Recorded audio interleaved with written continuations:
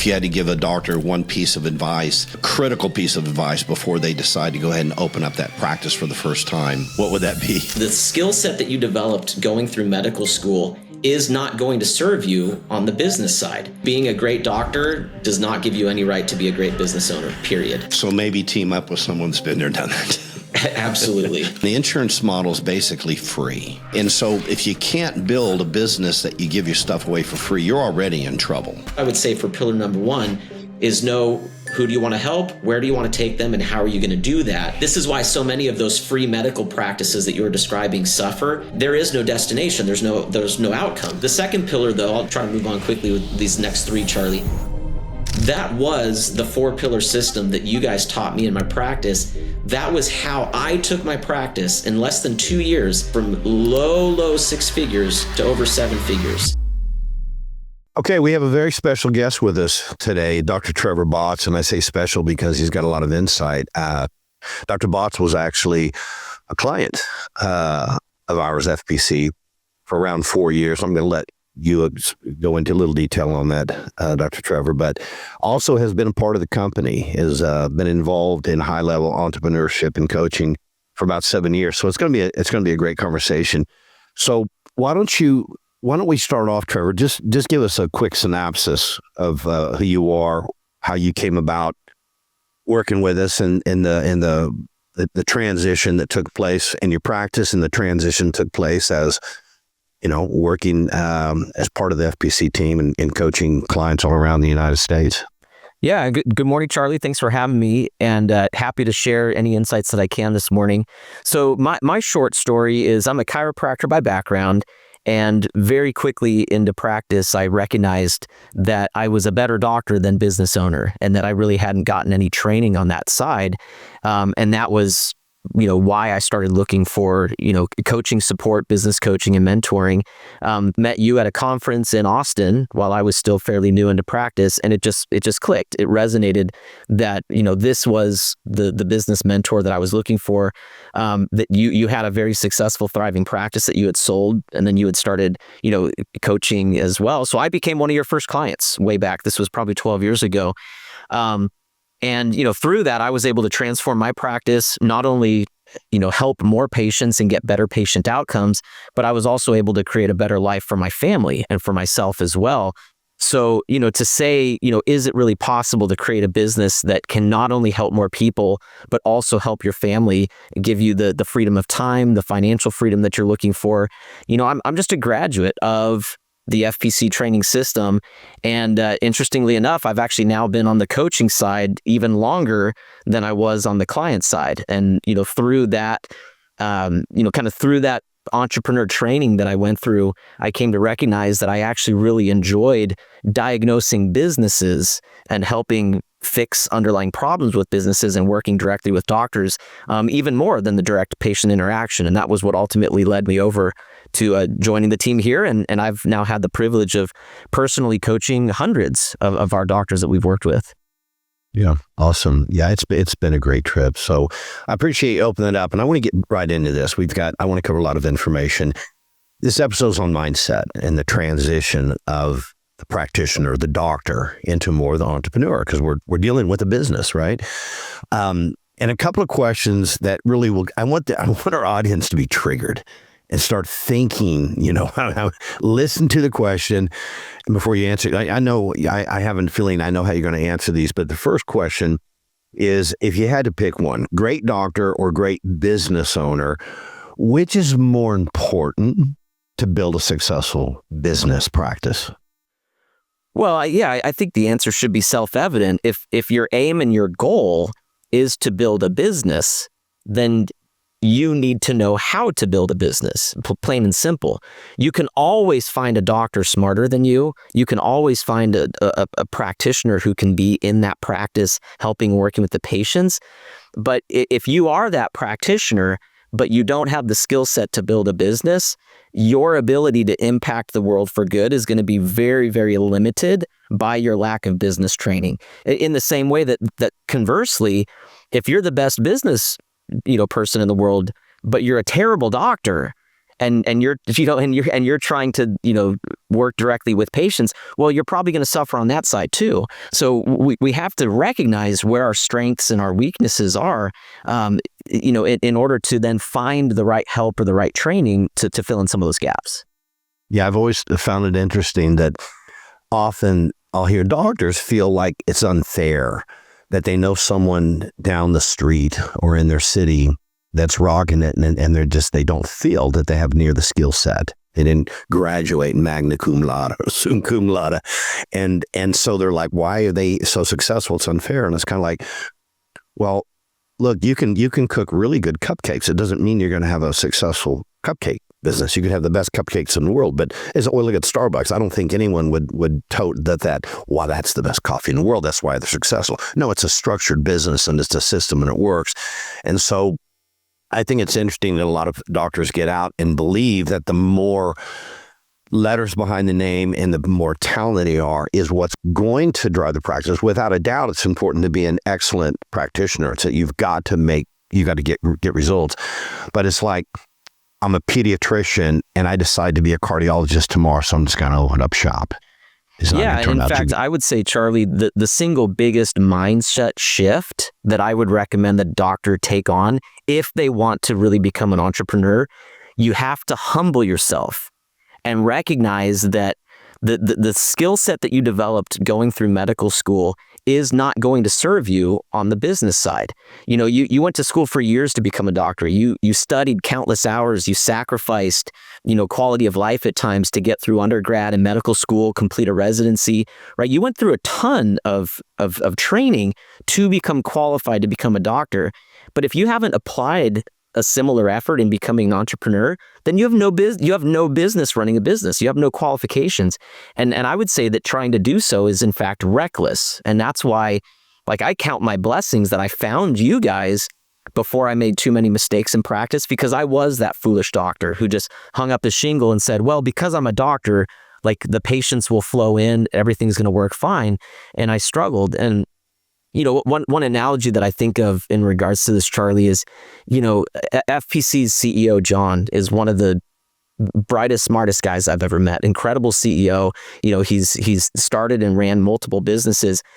Imagine if he just decided tomorrow, hey, I'm going to roll up my sleeves and walk into an operating room and start doing open heart surgery. And I should be able to figure it out because I'm a really smart guy.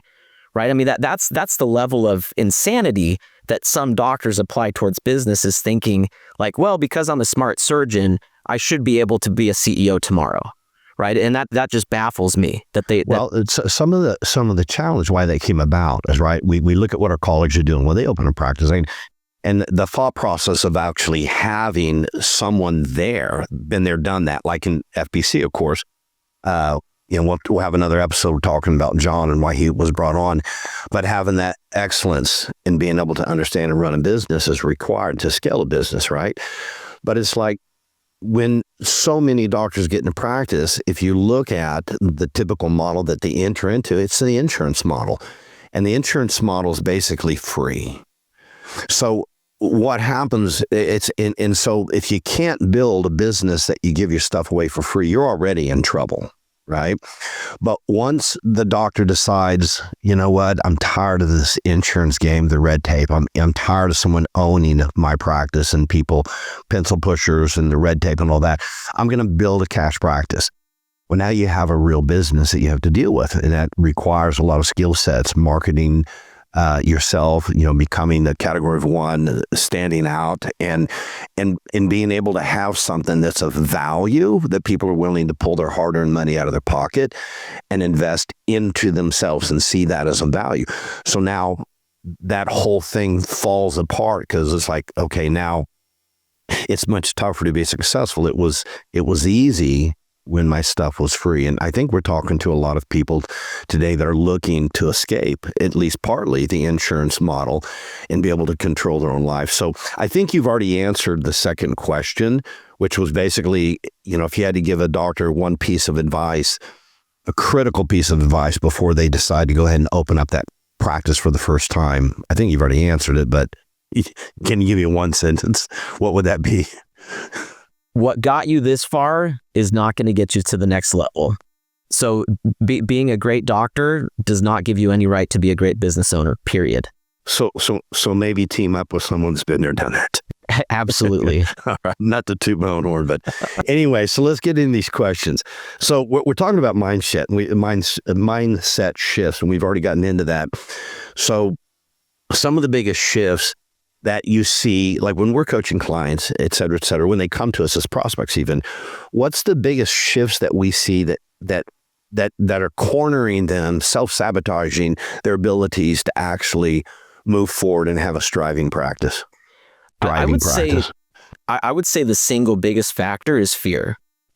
It's fear of the unknown. I've never done this before. I'm not good at this. I don't know how.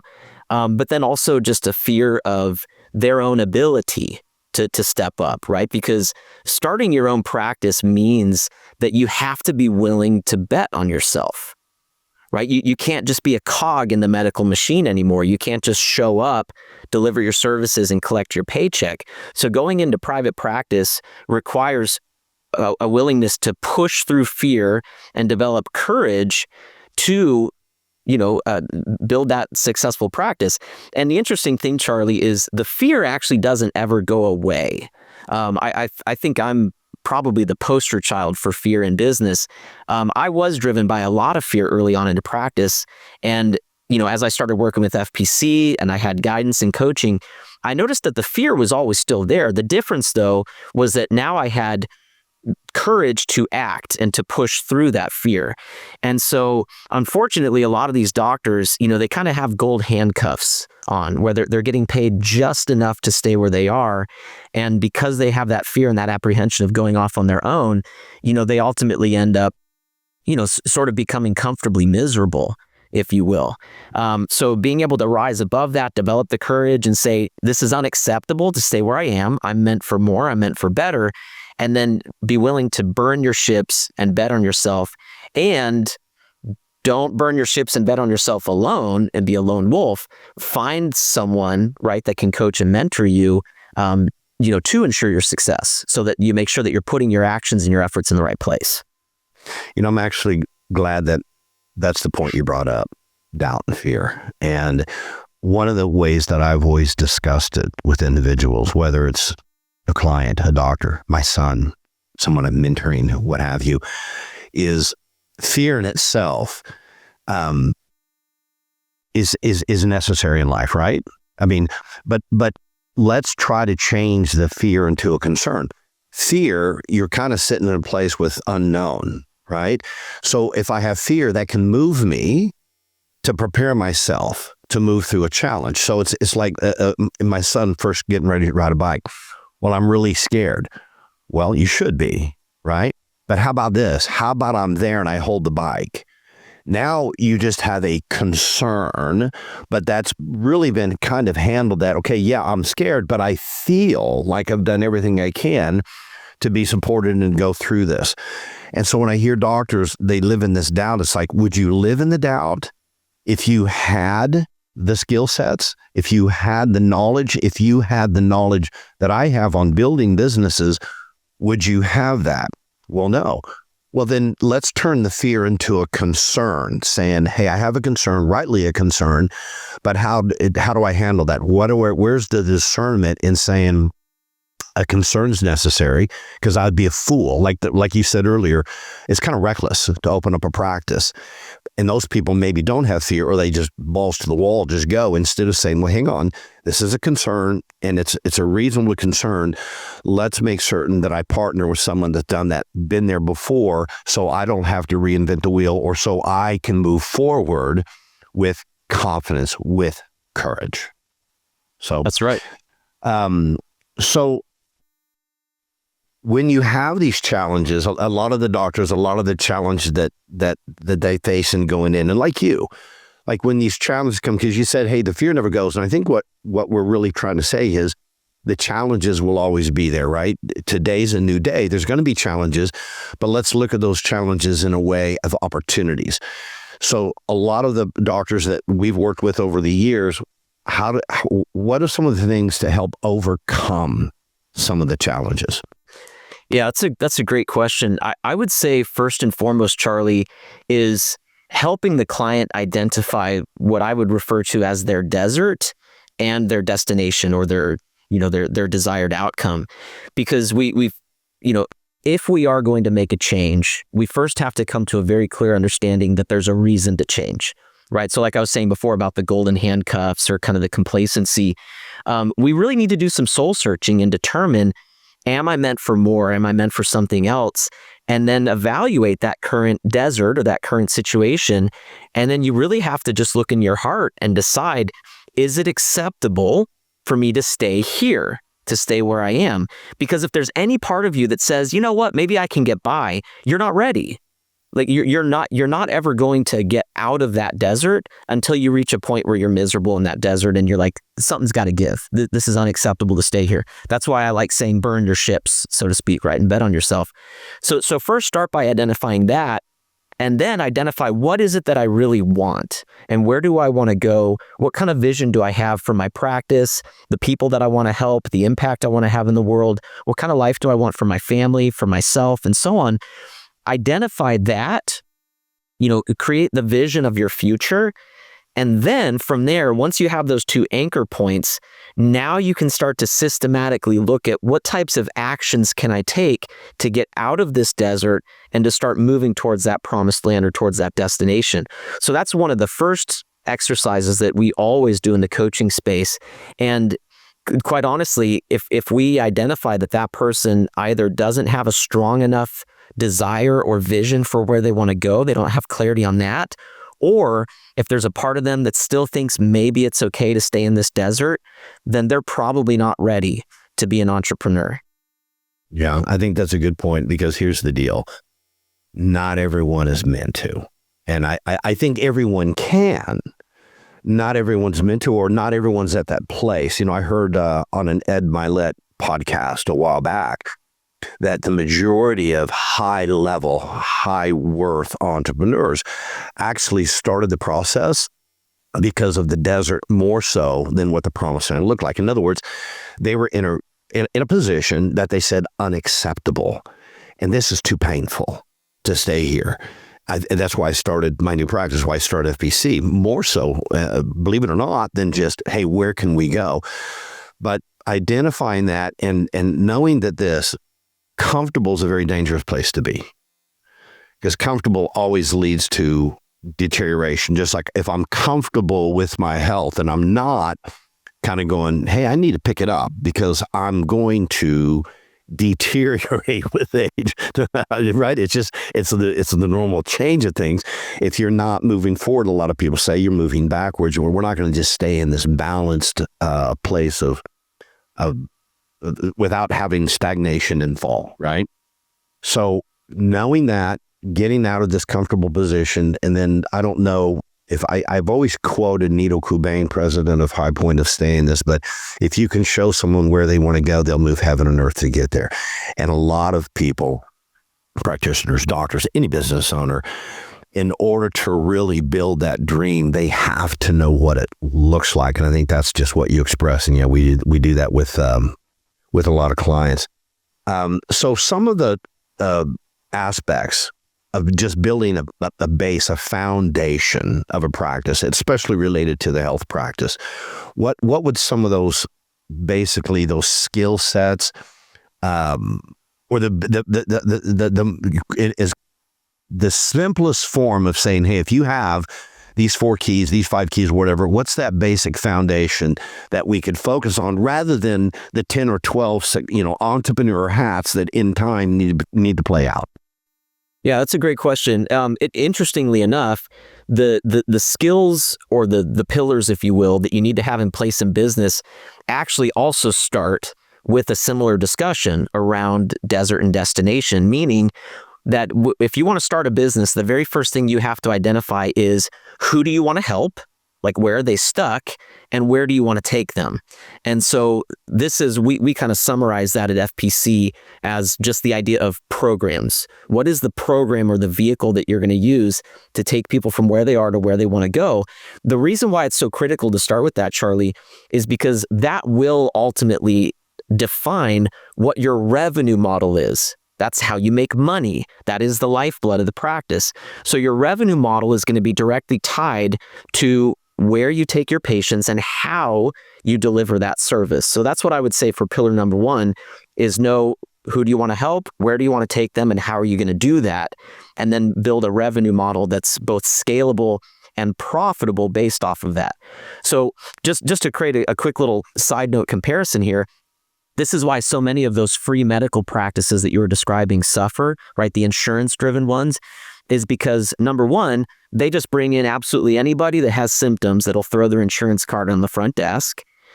And then there is no destination. There's no outcome. It's simply diagnose, manage disease, treat symptoms, out the door. So right off the bat, those insurance-based medical practices, they've already failed at the first pillar. They've never identified or really set any vision or goals for their patients. They haven't created any meaningful program or delivery of service that actually delivers that destination or outcome, which means they don't have a viable business. They have no revenue model. The second area I would say... I'm going to pause real quick on that. Yeah. You made a really point. I don't want this to escape. So they don't have a viable model because there is no destination. In other words, we're back into managed care, so to speak. I'm not saying there's not a place for it, but again, you're trying to set yourself apart from a commodity doctor. And we're trying to help identify what is it that why is a patient complaining about a $30 copay? Well, why wouldn't they? It's supposed to be free. And when it's not, and they don't see the value because there's no change, there's management, no change. You've missed out on a very important part of this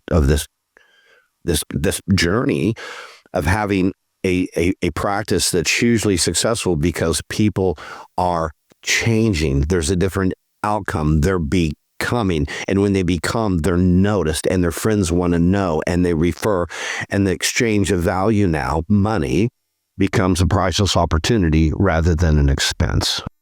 That's right. Patients will invest in what they value. And I think, you and FPC have proven this out now almost 1,000 times at this point, that when you deliver an outcome or a destination, that's the kind of thing that people will commit to, that they'll get excited for, that they'll have hope for, versus that insurance-driven practice. And I agree with you. There's a place for urgent care. There's a place to manage disease and symptoms. Some people need that in the beginning. But don't be surprised if they don't value it for very long when they come to recognize that really all they're getting from that relationship in that business is managing my symptoms. And for most people, that's not worth very much. So the second pillar, though, I'll try to move on quickly with these next three, Charlie. The second one is your ability to get your message out to the market. It's what we call promotion. So if you know the outcome that you want to deliver and the way that you're going to do that, now you're going to go out into your community and you're going to find the people who are suffering with the thing that you know that you can help fix.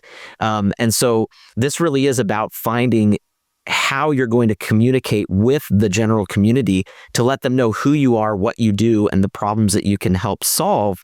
But the critical piece that I want to mention here around promotion is it is important to avoid the typical trap of trying to sell from your advertising. That's what commodity businesses do. Instead, what we recommend is that you use promotion and advertising to drive all of those interested leads into the third pillar, which is pre-education.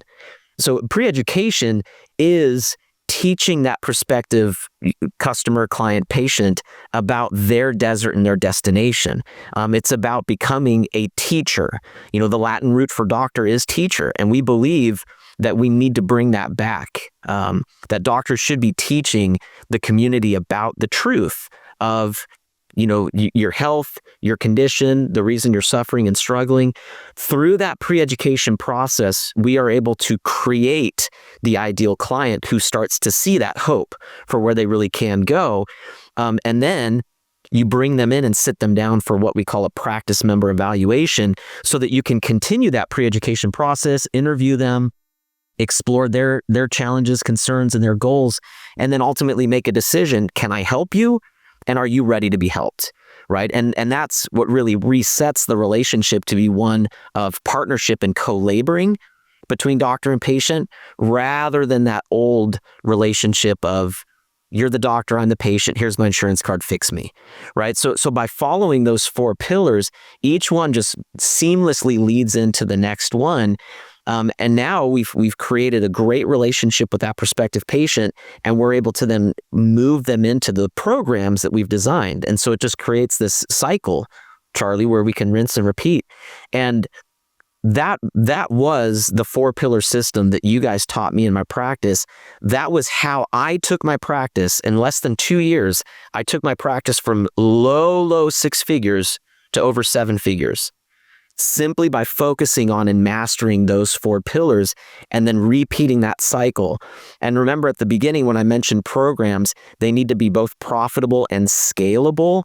That's why I was able to do it, was because I knew that I had started with a core concept that could be scaled as I continued to build out my team, increase my ad spend, and so on. I wasn't limited by my schedule, by my time, by a fee-for-service model. I was able to scale basically 10x in less than 2 years. So there's a real pearl here I'm going to bring out. I just wrote my 3rd or 4th book. Patients need you to sell. For doctors who want to help, not hustle. The biggest challenge that I hear with a lot of doctors is, well, I don't want to promote myself. That's tacky. I don't want to sell. That's tacky. I think what you just expressed is the truth of the matter is you need to teach. So it's not about selling. It's about helping. It's about, if you don't learn to communicate the value of someone's life, the one person sitting in front of you, and that they're worthy of taking care of themselves, and what you have can actually change that and put them on a trajectory that's going to allow them to live a thriving life and become super dad, super mom, what have you. Well, that's just going back to what you said, the root word of doctor, and that's to teach. And so getting into the community and teaching them the truth about health and wellness and actionable steps they can take, rather than just waiting patiently as a patient. That's why I don't like to call them patients. Waiting, I'm a patient, and I'm going to wait till I have a disease process, and then there's something from pharmacopoeia that's going to dampen those symptoms.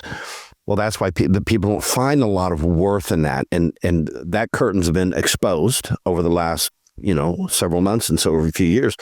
And so instead of having this pushback, well, I don't want to sell. Well, the truth of the matter, if you have the cure to cancer and you don't want to sell, it's pretty selfish, right? You better explore the opportunity of effective communication and let people know, hey, there's another option for you over here that can support you on this path. And when we do it right and we pre-education, like you said, what you're doing is you're not selling your stuff, you're offering a priceless opportunity. And if you didn't have that priceless opportunity, they wouldn't have the ability to have hope. And I think that's where a lot of doctors still struggle, Charlie, is that they recognize the limitation of the system that they're currently in. And, if they were to look in the mirror, they might say, I don't think I would even buy my own services. Right. And so they're dissatisfied with the way that their practice is running. Their patients aren't super happy with it either. So, just consider that. If you wouldn't invest, I'll go further than that. Are they healthy themselves? Yeah. Are they living the healthy lifestyle, and then wonder, why is my message not getting across? Well, it's not congruent when you're telling someone that they need to get the blood sugar down and they need to change the diet XYZ, and it's apparent that your self-care is not evident, right? Yeah, that reminds me, Charlie, one of the coaches on our team, she built a multi-million-dollar practice with a cardiologist that she partnered with, and she doesn't have any credentials herself, no letters after her name. And she said something that's always stuck with me. And she said, you know what, though, for all of you doctors and so on, look at what I'm doing, right, in my practice. The most important credentials that you could ever put after your name is the way that you live your life, right? It's you being the product that you're selling, you being the destination. Yeah, well, you remember, I don't know if I need to say his name here. I will. Jimmy Barker, he's out in Tampa. He came to us as basically a personal trainer. We work with people that want to to help people, and personal trainers can do that. It's not just doctors, right? In fact, it's not uncommon to have people invest $1,000 a month on their personal trainer, but complain about a $30 copay. And well, that's not fair. That personal trainer doesn't have all the knowledge. The personal trainer has the skill set to help empower someone to get their life back. That's priceless. But Jimmy's got 3 practices last I knew of that he's the owner, he's the entrepreneur that are dealing with men's health in Tampa. And that's a perfect example. He was a very healthy individual that really enjoyed men's health and went into that, and he hired the doctors. And that goes back to the initial question, who's going to be more successful right off the bat in a business, an entrepreneur or a doctor? Well, the doctor. The entrepreneur. So the doctor will have to become the entrepreneur, or you'll have someone like Jimmy Barker that's an entrepreneur running the offices, right? Well, and like you said, Charlie, for some doctors, maybe that is the appropriate place for them. If they don't feel like they're ready to really step into that position and become the entrepreneur, if they just want to be the doctor, then maybe they should look for a Jimmy Barker. So we talked about promotion a little bit earlier, and I'm gonna hold to that for just a little bit, because a lot of the fears, right? The concerns of going into practice. If I do my own deal, if I do my own gig, where my patients, where my clients are going to come from. And you're right. If you don't have clients, you could be the best doctor in the world. It doesn't matter. So you have to have the competence and to support and help people reach their destination. But if you don't have anyone coming in the door, well, we're dead. Right. And then once they come in the door, we have the structures and the systems, but all that comes secondhand to making certain that we have these clientele, especially if we decide to get away from insurance and we don't have them referring these people to us. By the way, what doctors don't understand is insurance companies take 40% of what you bill. They take that. I call that an acquisition cost, right? So in a business, if you're unaware of this, there's an acquisition cost in any business to get a new client, a patron, a patient. There's always that cost. And when you can get that cost down, you can be very successful, but it has to be, a certain rate. Many businesses have 20, 30, 40% acquisition cost, which was very, very high. We have closer to a 10%, which is extremely, extremely effective. But what doctors don't understand is, well, I don't pay for marketing. Well, where are your patients coming from? Well, they're coming from the insurance companies. Are they paying you 100% of what you bill? No, they're paying me 50%. Well, they charged you a 50% acquisition. So if this patient, you generated $5,000 in billing and they paid you $2,500, you paid them $2,500 to acquire that new patient. And when they look at it that way, they're like, oh, it's not for free. Nothing's for free. And that's why insurance practices have such poor net profits. So why don't you talk a little bit about, again, we started stepping into marketing. How do we alleviate some of those fears? So some of the fears around promotion and advertising? Yeah. How do I get my new clients? Well, I would say the first thing is to, unless you have a strong desire to become the marketing specialist in your practice, don't do it yourself. Right? Part of being a successful entrepreneur is also recognizing, what should I be learning and doing myself that's the most valuable use of my time? And then what are the things that I should be hiring, training, delegating, or simply contracting out? And so the vast majority of, FPC clients, they don't choose to focus their time and attention around becoming a marketing expert. They just pay someone to drive those leads and to do that. And so in the same way that, you might expect a patient to look to you as the expert to guide and direct them on their health rather than them going to school to become a medical doctor and do it all themselves. Well, you can do the same thing when you strategically hire and contract for someone who knows how to do it better than you do. And so promotion and marketing oftentimes isn't the best use of your time as an entrepreneur. It's better to contract that, let them take your message, promote it, fill your funnel with leads.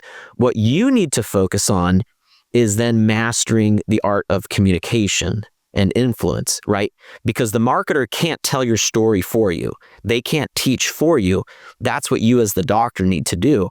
So the way to alleviate that fear, Charlie, is to trust the process, that there are others out there that can do this better than you, and then trust the coaching to learn how to pre-educate, how to take those patients on that learning journey of exploring desert and destination. If you learn to influence and move an audience, you've won your freedom. And so just that recognition and understanding, if I can learn to influence people, that's it. I've won the entire game. I think that can alleviate a lot of that fear when you start realizing like, oh, maybe I don't have to do a million different things. I can contract a lot of this, and then I just need to focus on what's going to be the most valuable thing for my practice, which is going to be the art of influence. Absolutely. And since you touched on this here, there are a lot of things today, especially marketing, that's become very complex with social media platforms and what kind of ad is this allowed? Is this not allowed? Is it supposed to be a portrait style, or all of those things, and then those ads have to go to landing pages. Someone's got to build a landing page, and someone's got to do the copy, and then we need the pre-education, the education videos, etc., to set someone up into this new pathway to where they're starting to realize they have different options, etc.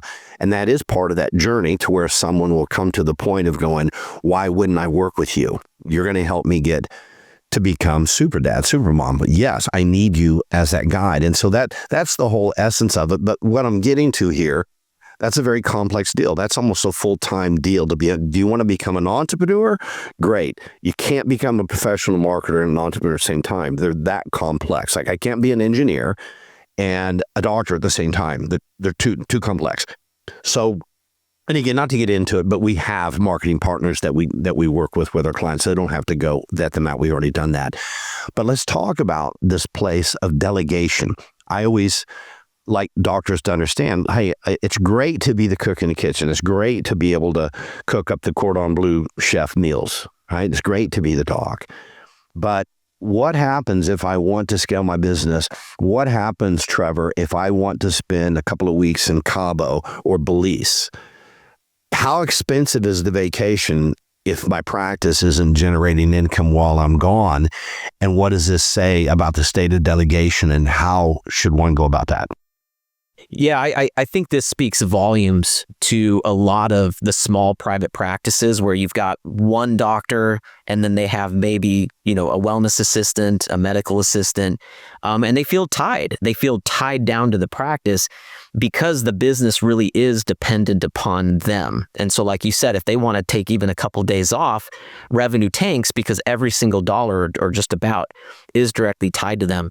And so I'm speaking to the doctor owner right now, right?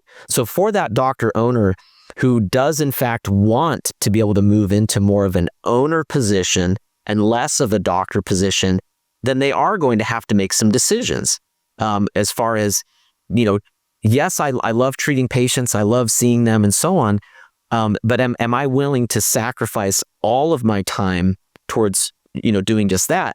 If that's the case, then they're not in a position to be the business owner.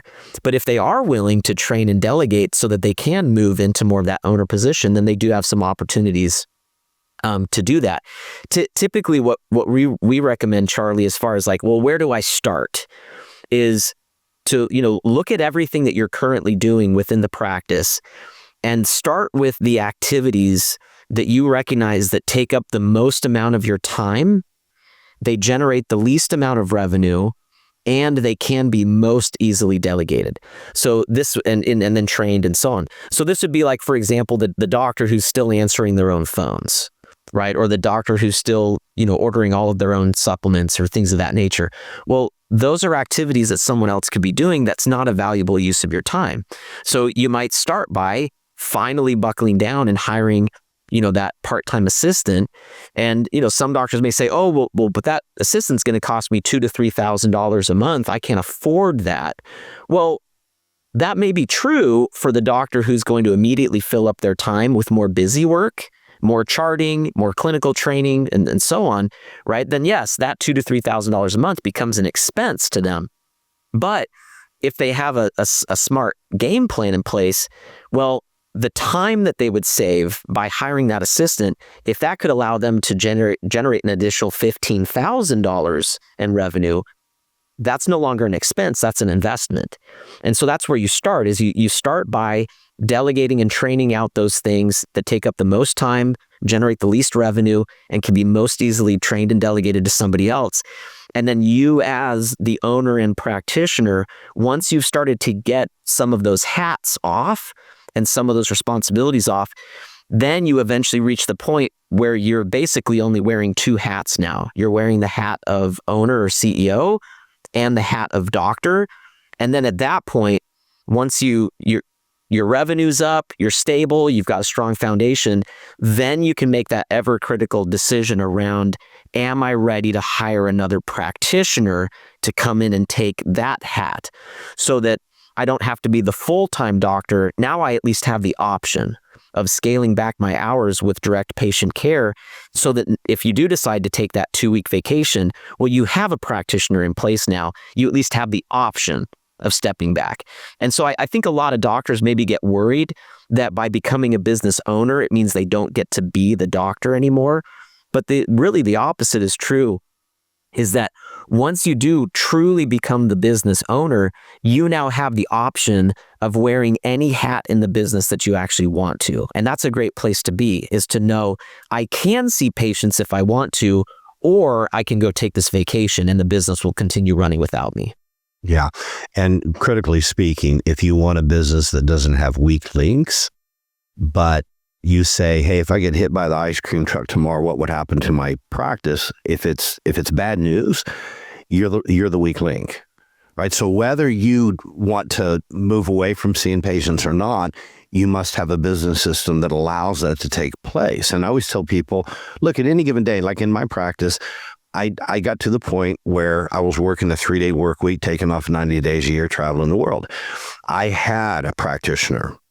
I wasn't the one that saw the patients. I was the introductory person, right? I did the initial consult, but that allowed that practice to thrive. It allowed my team to know they had a job tomorrow, even if something happened to me, and enabled me to see patients.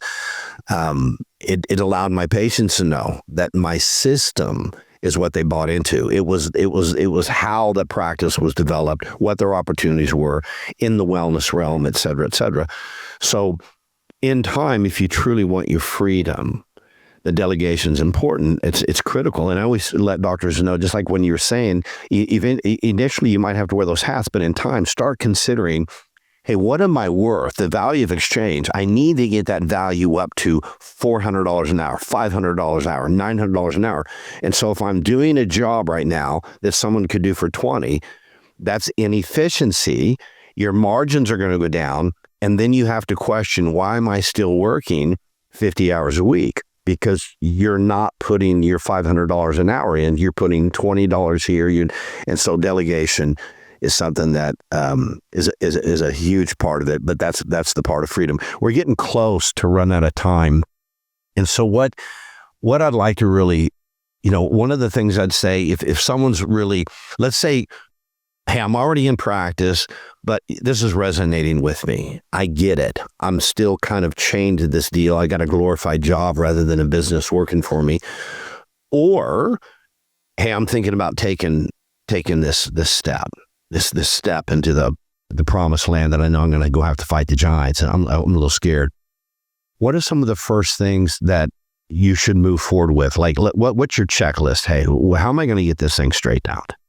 So I would say step number one, Charlie, would be to just start meeting with business coaches. There are a lot of options out there. Freedom Practice Coaching certainly isn't the only one. I think you guys have developed enough of a reputation at this point over 12 years, to be a top option. But start meeting with business coaches and let them interview you. Let them ask the right questions to help guide you through this process. Because any coach who's worth their salt, before they start offering any kind of strategy or any types of options, they're going to seek to spend the time to understand your vision. If they haven't helped you get really clear on your desert and on your destination, then they aren't really offering coaching or strategies. They're probably offering a shiny toy or what they would call a turnkey solution. And those I consider sort of red flags, because in the world of entrepreneurship, there are no quick fixes, right? There is no shortcut to this. There's only proven systems and strategies. So meet with a coach and pay attention to the questions that they're asking you. Pay attention to the level of clarity that you start to gain, or more confusion that you start to feel from having that conversation. But if it clicks and if it resonates with you and makes sense, then that's probably a pretty good sign that you've found the right coach or mentor to help guide you through this. What I would certainly not recommend doing is going up and just, buying the books, signing up for courses, doing the lone wolf, type of an approach. That never would have worked for you in medical school. So why on earth would you think it's going to work in business? Save yourself the headache of having to make all those mistakes yourself, having to reinvent the wheel. Avoid the pitfalls by finding someone who's already been where you want to go and has a proven structure and system in place that they can help you do the same. I always talk about opportunity costs. And if you're not familiar with this word and you have your own business, you need to be familiar with it. And it's just like, the opportunity cost of a patient that comes to you that's 50 pounds overweight, diabetic, on statins, on, who knows what, sex life is down in the tubes, not having kind of, the vitality that they want, not playing with their kids as much. The opportunity cost that they're leaving, that each and every day, they never get back. The opportunity cost of feeling like getting on the tennis court with your kid, the opportunity cost of feeling confident, going on dates with your wife, feeling like you're well kept, the confidence of the bedroom, the confidence of just living life and enjoying it. There's an opportunity cost that's real. Just because nothing was taken from you, you didn't get to live it, right? And there's an opportunity cost in business. And I see businesses all the time, and they come to me and I'll say, do you want to hear the bad news or the good news first? Well, what's the bad news? Well, you're actually putting about $100,000 in a bag every month and burning it up, because that's what you should be bringing into your business according to the number of people you have coming in. It's your systems, your structure. And so instead of looking at an expense to get the right support, and again, we're not the coach for everyone, but find the coach. It's pennies on the return of investment when you can work with someone that's been there and done that and says, do you want to have this kind of a business? So before you go, I would even say, really determine what your life looks like, not just your business. We always tell people, build your life first. Tell me what life looks like. Yes, how is the business? What kind of business? What kind of wealth does it deliver? What kind of impact with those that you work with? But tell me about who you become. Who are you with your health? Tell me about your marriage. What's the excellence in that? 3 years from now, what does that marriage look like? Where are you traveling? Your bucket list. What kind of relationships with your kids? Spiritual. Paint that picture, take that to the coach and say, that's what I want, because you have to build a business around the destination, not the other way around. That'll determine the model and everything else. So, Trevor, this has been super insightful. I really appreciate it. And I know that we're going to be having some more conversations, but hopefully this kind of lit the mind up on a lot of our listeners right now on the possibilities. And not only that, open them up to, hey, that's why I'm not where I'm at. That's why. So know that challenges are opportunities. Know that if someone's showing you that you're doing things wrong, that's a beautiful thing, because now you can fix it, rather than someone saying, no, I think it's just the economy.